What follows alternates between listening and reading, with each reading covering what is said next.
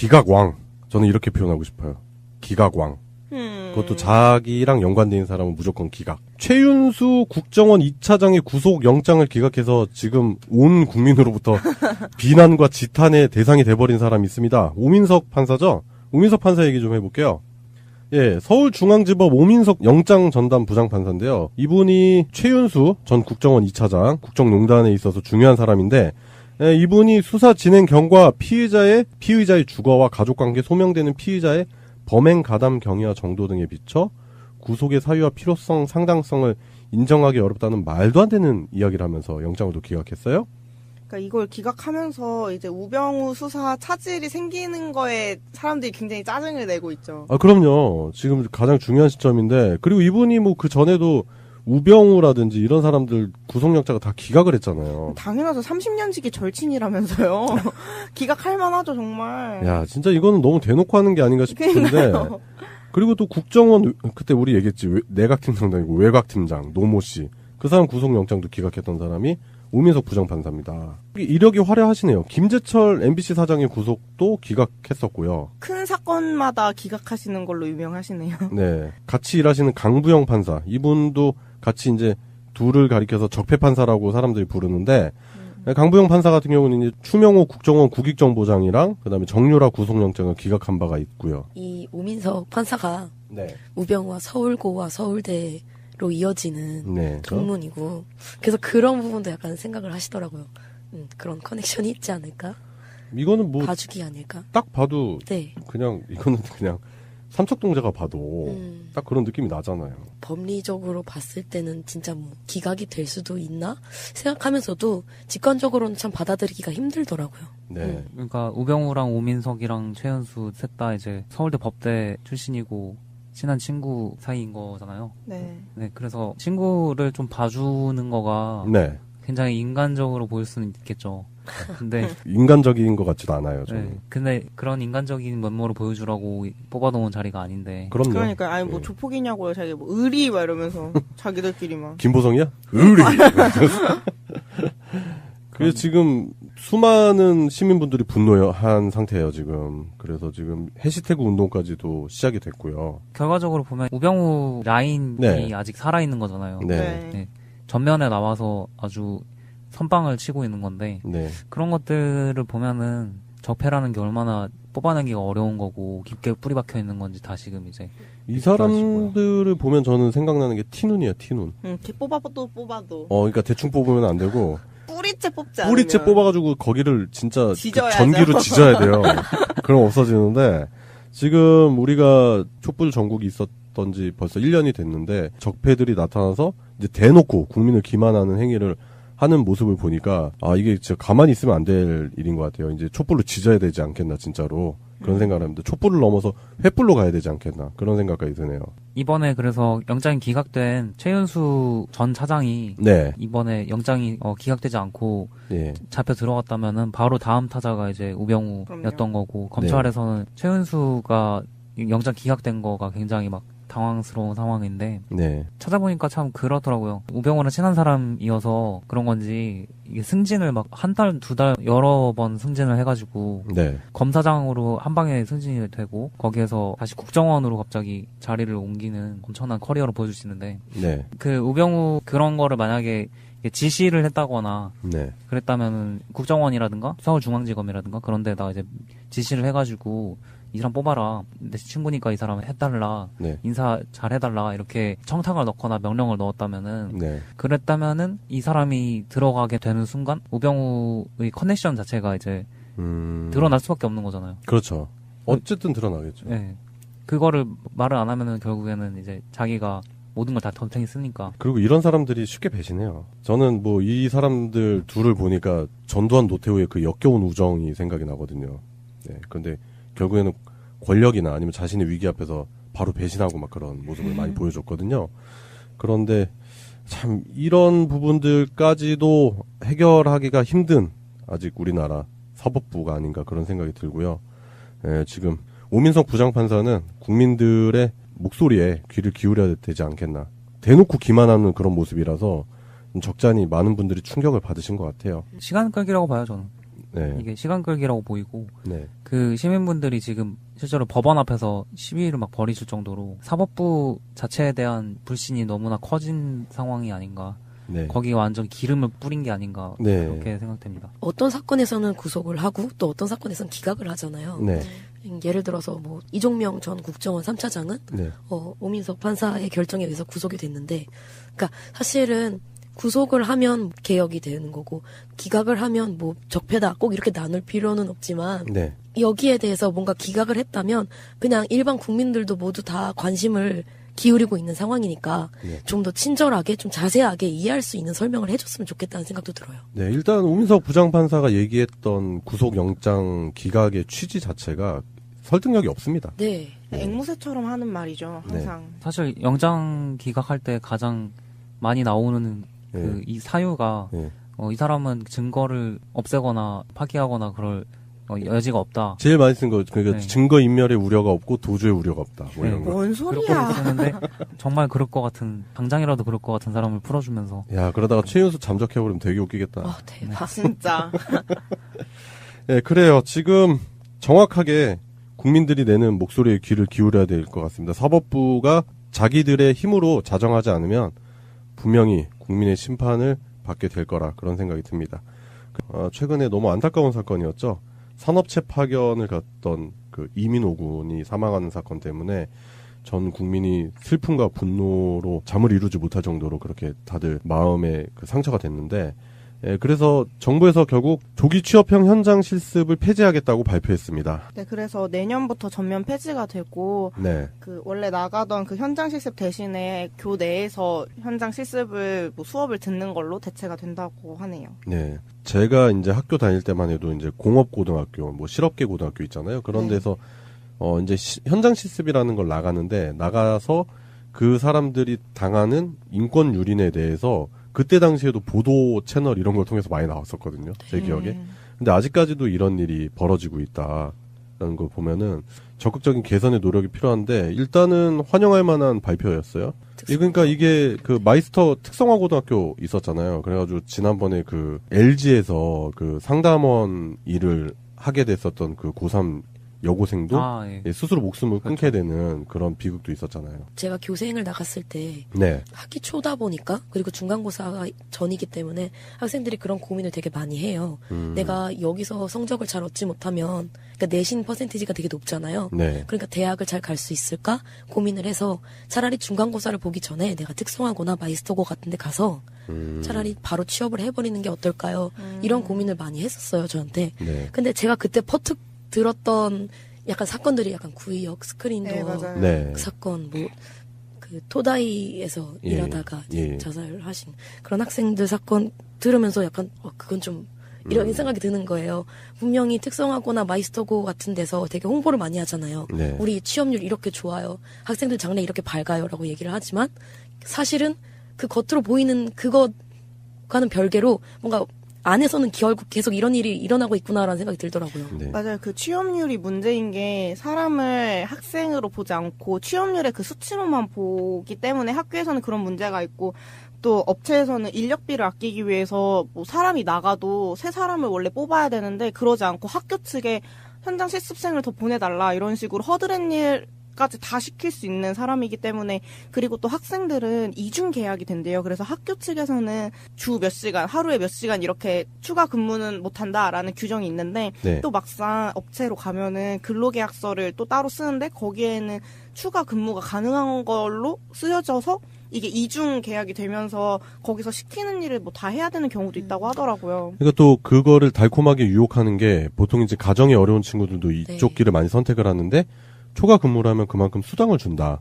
이런 식으로 추가 근무를 암암리에 강요하는 그런 문화도 있다고 하더라고요. 그리고 원래 현장 실습의 취지가 학생들이 전공이나 적성을 미리 살려서 그 직종으로 나가고 싶기 때문에 그 전에 미리 실습을 해보는 거잖아요. 네. 그런데 학교 측에서도 워낙에 취업률에 정정긍긍하다 보니까 그 학생들 전공을 불문하고 마구 떠미는 경우가 굉장히 많대요. 1월에 콜센터 직원으로 근무하다가 네네. 자살했던 그 홍모양 같은 경우에도 애완동물을 평소에 너무 좋아해서 애완동물과를 진학했던 학생인데 콜센터 직원으로 그냥 보내진 거예요. 아무 상관없잖아요. 네, 아무 상관없고 그리고 그 이민호 군의 고등학교 친구 중에도 그 공장에 취업한 친구가 있는데 네. 원래는 뭐 박물관 같은 데서 사람들을 이렇게 맞이하고 그런 기본적인 일을 하는 일이었는데 갑자기 기본적으로 추가된 일에 식당 일을 도와줘야 된다는 일이 생긴 거예요. 그게 학교 측이랑 얘기가 안 된 건데 제가 아까 이중계약 얘기했잖아요. 네. 또 식당 일도 해야 된다 이러니까 6시까지 사람들 맞이하는 실습한 다음에 식당으로 넘어가서 설거지하고 이런 일까지 실제로 했다고 해요. 이민호 군 실제 친구가. 청년들에게 희생을 강요하는 거잖아요, 또. 이 학생들은 이제 되게 순수하게 취업을 해가지고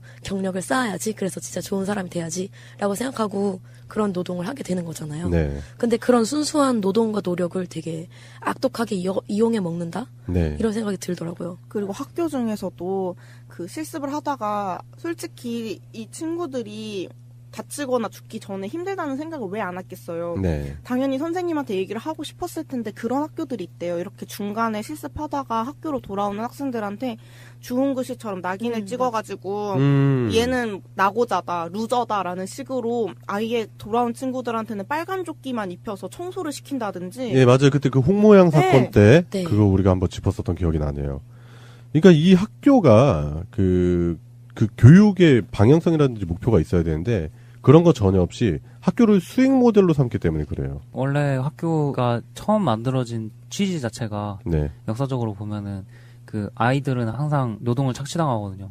그럼요. 네, 그걸 막기 위해서 정규 교육 과정에 넣어서 그 이권을 취하려는 사회로부터 좀 이렇게 보호하는 그런 취지로 만들어진 게 학교인데 역으로 거기로 내몰고 있는 학교가 돼버리는 거죠. 그러니까 이게 시간이 한참 지났긴 하지만 그 19세기 산업혁명기에 영국에서 있었던 아동 노동 착취라든지 그리고 우리나라 박정희의 경제 신화를 이룩하는데 희생당했었던 그런 그 어린 여공들, 청소년 노동이라든지 그런 부분이 전혀 개선이 되지 않고 지금까지 오는 거죠.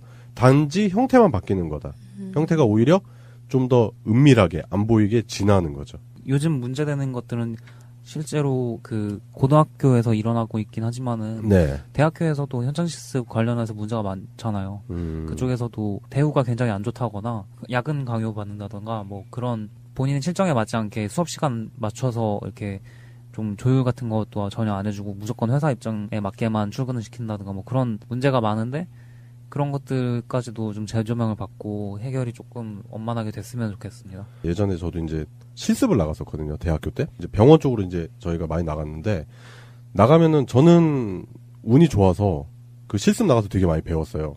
많이 가르쳐주고 그랬는데 이제 다른 병원 간 친구들 얘기 들어보면은 하루 왼종일 그 우리 피 뽑을 때 보면 이제 튜브에다가 피 넣죠. 네. 기억나죠?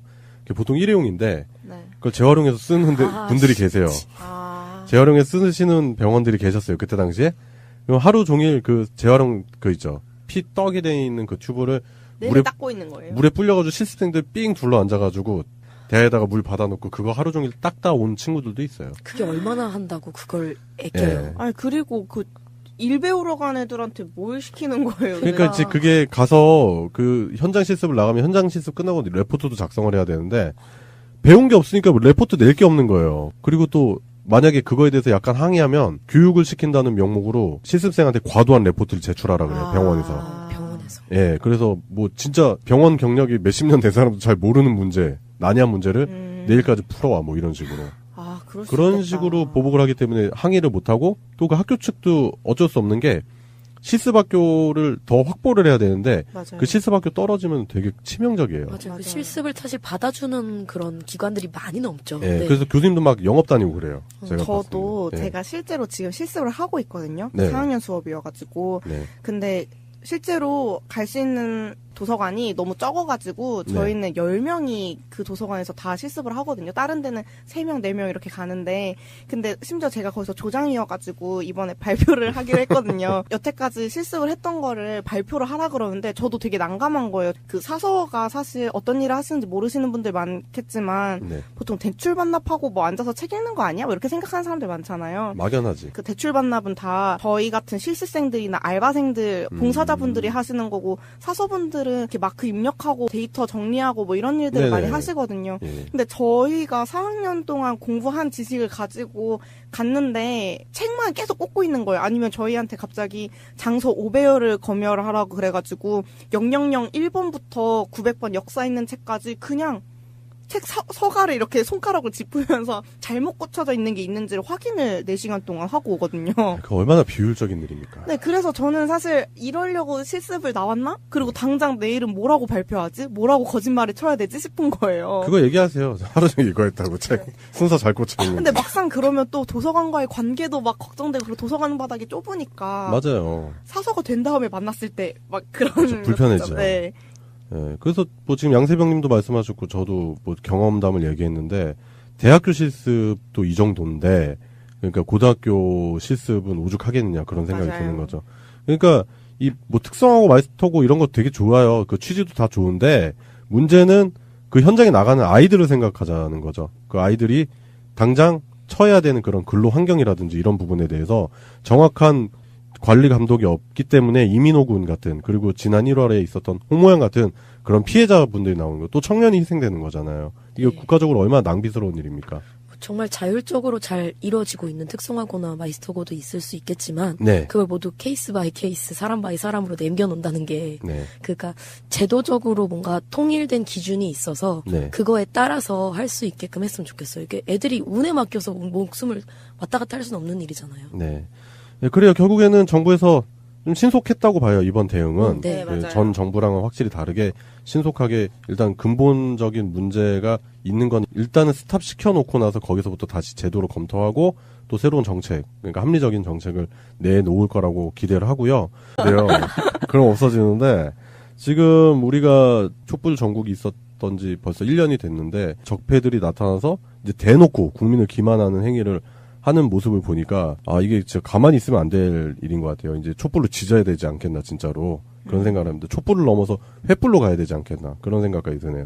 이번에 그래서 영장이 기각된 최윤수 전 차장이 네, 이번에 영장이 기각되지 않고 예, 잡혀 들어갔다면은 바로 다음 타자가 이제 우병우였던 그럼요. 거고 검찰에서는 최윤수가 영장 기각된 거가 굉장히 막 당황스러운 상황인데 네, 찾아보니까 참 그렇더라고요. 우병우랑 친한 사람이어서 그런 건지 이게 승진을 막 한 달, 두 달 여러 번 승진을 해가지고 네, 검사장으로 한 방에 승진이 되고 거기에서 다시 국정원으로 갑자기 자리를 옮기는 엄청난 커리어를 보여줄 수 있는데 네, 그 우병우 그런 거를 만약에 지시를 했다거나 네, 그랬다면은 국정원이라든가 서울중앙지검이라든가 그런 데다가 이제 지시를 해가지고 이 사람 뽑아라. 내 친구니까 이 사람 해달라. 네, 인사 잘 해달라. 이렇게 청탁을 넣거나 명령을 넣었다면은 네, 그랬다면은 이 사람이 들어가게 되는 순간 우병우의 커넥션 자체가 이제 드러날 수밖에 없는 거잖아요. 그렇죠. 어쨌든 드러나겠죠. 네. 그거를 말을 안 하면은 결국에는 이제 자기가 모든 걸 다 덤탱이 쓰니까. 그리고 이런 사람들이 쉽게 배신해요. 저는 뭐 이 사람들 둘을 보니까 전두환 노태우의 그 역겨운 우정이 생각이 나거든요. 네. 근데 결국에는 권력이나 아니면 자신의 위기 앞에서 바로 배신하고 막 그런 모습을 많이 보여줬거든요. 그런데 참 이런 부분들까지도 해결하기가 힘든 아직 우리나라 사법부가 아닌가 그런 생각이 들고요. 예, 지금 오민석 부장판사는 국민들의 목소리에 귀를 기울여야 되지 않겠나. 대놓고 기만하는 그런 모습이라서 좀 적잖이 많은 분들이 충격을 받으신 것 같아요. 시간 끌기라고 봐요, 저는. 네, 이게 시간 끌기라고 보이고 네, 그 시민분들이 지금 실제로 법원 앞에서 시위를 막 벌이실 정도로 사법부 자체에 대한 불신이 너무나 커진 상황이 아닌가. 네, 거기에 완전 기름을 뿌린 게 아닌가 네. 그렇게 생각됩니다. 어떤 사건에서는 구속을 하고 또 어떤 사건에서는 기각을 하잖아요. 네, 예를 들어서 뭐 이종명 전 국정원 3차장은 네, 오민석 판사의 결정에 의해서 구속이 됐는데, 그러니까 사실은 구속을 하면 개혁이 되는 거고 기각을 하면 뭐 적폐다 꼭 이렇게 나눌 필요는 없지만 네, 여기에 대해서 뭔가 기각을 했다면 그냥 일반 국민들도 모두 다 관심을 기울이고 있는 상황이니까 네. 좀 더 친절하게 좀 자세하게 이해할 수 있는 설명을 해줬으면 좋겠다는 생각도 들어요. 네. 일단 오민석 부장판사가 얘기했던 구속영장 기각의 취지 자체가 설득력이 없습니다. 네. 앵무새처럼 하는 말이죠. 항상. 사실 영장 기각할 때 가장 많이 나오는 그 네. 이 사유가 네. 이 사람은 증거를 없애거나 파기하거나 그럴 이 있는데 네. 또 막상 업체로 가면은 근로계약서를 또 따로 쓰는데 거기에는 추가 근무가 가능한 걸로 쓰여져서 이게 이중 계약이 되면서 거기서 시키는 일을 뭐 다 해야 되는 경우도 있다고 하더라고요. 그러니까 또 그거를 달콤하게 유혹하는 게 보통 이제 가정이 어려운 친구들도 이쪽 네. 길을 많이 선택을 하는데 초과 근무를 하면 그만큼 수당을 준다. 이런 식으로 해서 추가 근무를 암암리에 또 강요하는 그런 문화도 있다고 하더라고요. 그리고 원래 현장 실습의 취지가 학생들이 전공이나 적성을 미리 살려서 그 직종으로 나가고 싶기 때문에 그 전에 미리 실습을 해보는 거잖아요. 네. 그런데 학교 측에서도 워낙에 취업률에 전전긍긍하다 보니까 그 학생들 전공을 불문하고 마구 떠미는 경우가 굉장히 많대요. 1월에 콜센터 직원으로 근무하다가 네네. 네, 자살했던 그 홍모양 같은 경우에도 애완동물을 평소에 너무 좋아해서 애완동물 과를 진학했던 학생인데 콜센터 직원으로 그냥 보내진 거예요. 아무 상관없잖아요. 네, 아무 상관없고 그리고 그 이민호 군의 고등학교 친구 중에도 그 공장에 취업한 친구가 있는데 네. 원래는 뭐 박물관 같은 데서 사람들을 이렇게 맞이하고 그런 기본적인 일을 하는 일이었는데 갑자기 기본적으로 추가된 일에 식당 일을 도와줘야 된다는 일이 생긴 거예요. 그게 학교 측이랑은 얘기가 안 된 건데 제가 아까 이중계약 얘기했잖아요. 네. 또 식당 일도 해야 된다 이러니까 6시까지 사람들 맞이하는 실습한 다음에 식당으로 넘어가서 설거지하고 이런 일까지 실제로 했다고 해요. 이민호 군 실제 친구가. 청년들에게 희생을 강요하는 거잖아요, 또. 이 학생들은 이제 되게 순수하게 취업을 해가지고 경력을 쌓아야지, 그래서 진짜 좋은 사람이 돼야지 라고 생각하고 그런 노동을 하게 되는 거잖아요. 네. 근데 그런 순수한 노동과 노력을 되게 악독하게 이용해 먹는다? 네. 이런 생각이 들더라고요. 그리고 학교 중에서도 그 실습을 하다가 솔직히 이 친구들이 다치거나 죽기 전에 힘들다는 생각을 왜 안 했겠어요. 네. 당연히 선생님한테 얘기를 하고 싶었을 텐데 그런 학교들이 있대요. 이렇게 중간에 실습하다가 학교로 돌아오는 학생들한테 주홍 글씨처럼 낙인을 찍어가지고 얘는 낙오자다, 루저다라는 식으로 아예 돌아온 친구들한테는 빨간 조끼만 입혀서 청소를 시킨다든지. 예, 맞아요. 그때 그 홍모양 사건 네. 때 네. 그거 우리가 한번 짚었었던 기억이 나네요. 그러니까 이 학교가 그 교육의 방향성이라든지 목표가 있어야 되는데 그런 거 전혀 없이 학교를 수행 모델로 삼기 때문에 그래요. 원래 학교가 처음 만들어진 취지 자체가 네. 역사적으로 보면은 그 아이들은 항상 노동을 착취당하거든요.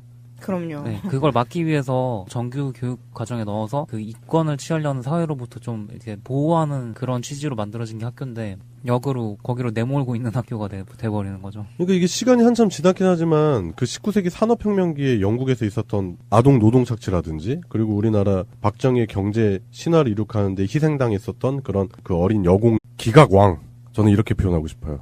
기각왕. 그것도 자기랑 연관된 사람은 무조건 기각. 최윤수 국정원 2차장의 구속 영장을 기각해서 지금 온 국민으로부터 비난과 지탄의 대상이 돼버린 사람이 있습니다. 오민석 판사죠? 오민석 판사 얘기 좀 해볼게요. 예, 서울중앙지법 오민석 영장 전담 부장판사인데요. 이분이 최윤수 전 국정원 2차장, 국정농단에 있어서 중요한 사람인데, 예, 이분이 수사 진행 경과 피의자의 주거와 가족관계 소명되는 피의자의 범행 가담 경위와 정도 등에 비춰 구속의 사유와 필요성, 상당성을 인정하기 어렵다는 말도 안 되는 이야기를 하면서 영장을 또 기각했어요. 그러니까 이걸 기각하면서 이제 우병우 수사 차질이 생기는 거에 사람들이 굉장히 짜증을 내고 있죠. 아, 그럼요. 지금 가장 중요한 시점인데, 그리고 이분이 뭐 그 전에도 우병우라든지 이런 사람들 구속영장을 다 기각을 했잖아요. 당연하죠. 30년지기 절친이라면서요. 기각할 만하죠, 정말. 야, 진짜 이거는 너무 대놓고 하는 게 아닌가 싶은데. 그러니까요. 그리고 또 국정원, 그때 우리 얘기했지. 내각팀장도 아니고 외곽팀장, 노모 씨. 그 사람 구속영장도 기각했던 사람이 오민석 부장판사입니다. 이력이 화려하시네요. 김재철 MBC 사장의 구속도 기각했었고요. 큰 사건마다 기각하시는 걸로 유명하시네요. 네. 같이 일하시는 강부영 판사. 이분도 같이 이제 둘을 가리켜서 적폐판사라고 사람들이 부르는데, 강부영 판사 같은 경우는 이제 추명호 국정원 국익정보장이랑 그다음에 정유라 구속영장을 기각한 바가 있고요. 이 오민석 판사가 네. 우병우와 서울고와 서울대로 이어지는 네. 동문이고, 그래서 그런 부분도 약간 생각을 하시더라고요. 그런 커넥션이 있지 않을까? 이거는 뭐 봐주기 아닐까? 딱 봐도 네. 그냥 이거는 그냥 삼척동자가 봐도 딱 그런 느낌이 나잖아요. 법리적으로 봤을 때는 진짜 뭐 기각이 될 수도 있나 생각하면서도 직관적으로는 참 받아들이기가 힘들더라고요. 네. 그러니까 우병우랑 오민석이랑 최연수 셋 다 이제 서울대 법대 출신이고 친한 친구 사이인 거잖아요. 네. 네, 그래서 친구를 좀 봐주는 거가 네. 굉장히 인간적으로 보일 수는 있겠죠. 근데 인간적인 것 같지도 않아요, 저는. 네, 근데 그런 인간적인 면모를 보여주라고 뽑아놓은 자리가 아닌데. 그럼요. 그러니까 아니 뭐 예. 조폭이냐고요. 자기 뭐 의리 막 이러면서 자기들끼리만. 김보성이야? 의리! 그래서 지금 수많은 시민분들이 분노한 상태예요, 지금. 그래서 지금 해시태그 운동까지도 시작이 됐고요. 결과적으로 보면 우병우 라인이 네. 아직 살아있는 거잖아요. 네. 네.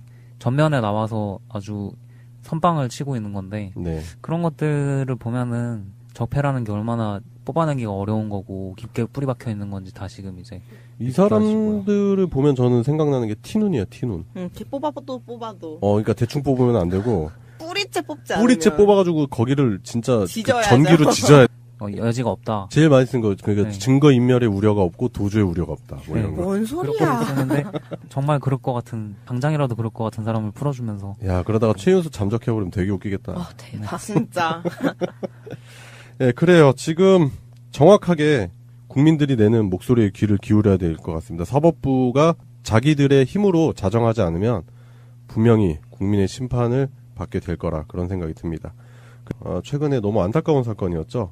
산업체 파견을 갔던 그 이민호 군이 사망하는 사건 때문에 전 국민이 슬픔과 분노로 잠을 이루지 못할 정도로 그렇게 다들 마음에 그 상처가 됐는데, 그래서 정부에서 결국 조기 취업형 현장 실습을 폐지하겠다고 발표했습니다. 네, 그래서 내년부터 전면 폐지가 되고, 네. 그 원래 나가던 그 현장 실습 대신에 교내에서 현장 실습을 뭐 수업을 듣는 걸로 대체가 된다고 하네요. 네. 제가 이제 학교 다닐 때만 해도 이제 공업고등학교, 뭐 실업계 고등학교 있잖아요. 그런 네. 데서 이제 현장 실습이라는 걸 나가서 그 사람들이 당하는 인권 유린에 대해서 그때 당시에도 보도 채널 이런 걸 통해서 많이 나왔었거든요. 제 기억에.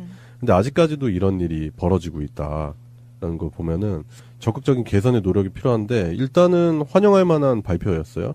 그러니까 이게 그 마이스터 특성화 고등학교 있었잖아요. 그래가지고 지난번에 그 LG에서 그 상담원 일을 하게 됐었던 그 고3 여고생도 예. 스스로 목숨을 끊게 되는 그런 비극도 있었잖아요. 제가 교생을 나갔을 때 네. 학기 초다 보니까, 그리고 중간고사가 전이기 때문에 학생들이 그런 고민을 되게 많이 해요.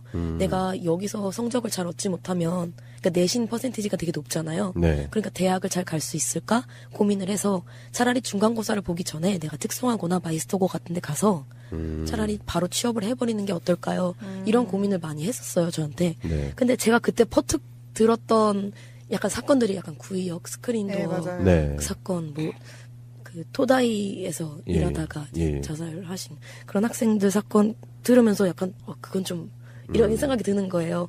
분명히 특성화고나 마이스터고 같은 데서 되게 홍보를 많이 하잖아요. 네. 우리 취업률 이렇게 좋아요. 학생들 장래 이렇게 밝아요라고 얘기를 하지만 사실은 그 겉으로 보이는 그것과는 별개로 뭔가 안에서는 결국 계속 이런 일이 일어나고 있구나라는 생각이 들더라고요. 네. 맞아요. 그 취업률이 문제인 게 사람을 학생으로 보지 않고 취업률의 그 수치로만 보기 때문에 학교에서는 그런 문제가 있고, 또 업체에서는 인력비를 아끼기 위해서 뭐 사람이 나가도 새 사람을 원래 뽑아야 되는데 그러지 않고 학교 측에 현장 실습생을 더 보내달라 이런 식으로 허드렛 일까지 다 시킬 수 있는 사람이기 때문에, 그리고 또 학생들은 이중 계약이 된대요. 그래서 학교 측에서는 주 몇 시간, 하루에 몇 시간 이렇게 추가 근무는 못한다라는 규정. 청소년 노동이라든지 그런 부분이 전혀 개선이 되지 않고 지금까지 오는 거죠. 단지 형태만 바뀌는 거다. 형태가 오히려 좀 더 은밀하게 안 보이게 진화하는 거죠. 요즘 문제되는 것들은 실제로 그 고등학교에서 일어나고 있긴 하지만은 네. 대학교에서도 현장 실습 관련해서 문제가 많잖아요. 그쪽에서도 대우가 굉장히 안 좋다거나 야근 강요 받는다던가 뭐 그런 본인 실정에 맞지 않게 수업 시간 맞춰서 이렇게 좀 조율 같은 것도 전혀 안 해주고 무조건 회사 입장에 맞게만 출근을 시킨다든가 뭐 그런 문제가 많은데, 그런 것들까지도 좀 재조명을 받고 해결이 조금 원만하게 됐으면 좋겠습니다. 예전에 저도 이제 실습을 나갔었거든요. 대학교 때. 이제 병원 쪽으로 이제 저희가 많이 나갔는데, 나가면은 저는 운이 좋아서 그 실습 나가서 되게 많이 배웠어요. 많이 가르쳐주고 그랬는데 이제 다른 병원 간 친구들 얘기 들어보면은 하루 왼종일 그 우리 피 뽑을 때 보면 이제 튜브에다가 피 넣죠. 네. 기억나죠? 그게 보통 일회용인데 네. 그걸 재활용해서 쓰는 분들이 계세요. 재활용해서 쓰시는 병원들이 계셨어요. 그때 당시에. 그럼 하루 종일 그 재활용 그 있죠. 피 떡이 돼 있는 그 튜브를 물에 닦고 있는 거예요. 물에 불려가지고 실습생들 삥 둘러 앉아가지고 대야에다가 물 받아놓고 그거 하루 종일 닦다 온 친구들도 있어요. 그게 얼마나 한다고 그걸 애껴요. 예. 아니 그리고 그 일 배우러 간 애들한테 뭘 시키는 거예요? 그러니까 이제 그게 가서 그 현장 실습을 나가면 현장 실습 끝나고 레포트도 작성을 해야 되는데 배운 게 없으니까 레포트 낼 게 없는 거예요. 그리고 또 만약에 그거에 대해서 약간 항의하면 교육을 시킨다는 명목으로 실습생한테 과도한 레포트를 제출하라 그래요. 병원에서. 병원에서. 예, 그래서 뭐 진짜 병원 경력이 몇십 년 된 사람도 잘 모르는 문제, 난이한 문제를 내일까지 풀어와 뭐 이런 식으로. 그럴 수 그런 있겠다. 식으로 보복을 하기 때문에 항의를 못하고 또 그 학교 측도 어쩔 수 없는 게 실습학교를 더 확보를 해야 되는데 맞아요. 그 실습학교 떨어지면 되게 치명적이에요. 맞아요. 맞아요. 그 실습을 사실 받아주는 그런 기관들이 많이 넘죠. 예, 네. 그래서 교수님도 막 영업 다니고 그래요. 제가 저도 봤을 때. 예. 제가 실제로 지금 실습을 하고 있거든요. 네. 4학년 수업이어가지고. 네. 근데 실제로 갈 수 있는 도서관이 너무 적어가지고 저희는 10명이 그 도서관에서 다 실습을 하거든요. 다른 데는 3명, 4명 이렇게 가는데 근데 심지어 제가 거기서 조장이어가지고 이번에 발표를 하기로 했거든요. 여태까지 실습을 했던 거를 발표를 하라 그러는데 저도 되게 난감한 거예요. 그 사서가 사실 어떤 일을 하시는지 모르시는 분들 많겠지만 네. 보통 대출 반납하고 뭐 앉아서 책 읽는 거 아니야? 뭐 이렇게 생각하는 사람들 많잖아요. 막연하지. 그 대출 반납은 다 저희 같은 실습생들이나 알바생들, 봉사자분들이 하시는 거고 사서분들은 이렇게 마크 입력하고 데이터 정리하고 뭐 이런 일들을 네네. 많이 하시거든요. 예. 근데 저희가 4학년 동안 공부한 지식을 가지고 갔는데 책만 계속 꽂고 있는 거예요. 아니면 저희한테 갑자기 장소 5배열을 검열을 하라고 그래가지고 000 1번부터 900번 역사 있는 책까지 그냥